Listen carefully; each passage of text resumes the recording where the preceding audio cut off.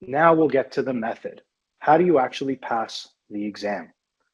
So they keep updating the exams just a little bit in terms of how many questions. I know when I wrote it, it was 100 questions.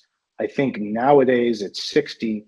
But either way, they tend to make the exams such that it's 1 to 2 minutes, roughly, maybe 2.5 minutes to answer a question. And I know that doesn't seem like a lot, but that's loads of time. That is plenty of time to read a question, find out where the answer is, flip to the page, find the answer, and answer.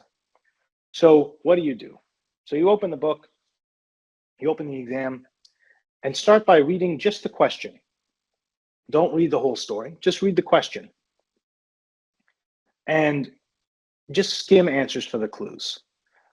Just skim it. You don't have to read all of them. Now, sometimes that's not possible because sometimes the question, they won't even have any fact pattern. They'll simply say, which of the following are true? And then the rest are going to be in the answers. So you have to read the answers. Do all of the answers relate to employment law?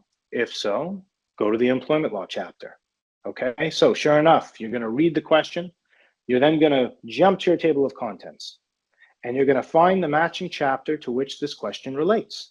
If the question is about a partnership, well, you go to your partnership chapter. You'll know roughly where the partnership chapter is because you'll remember the flow that we talked about earlier.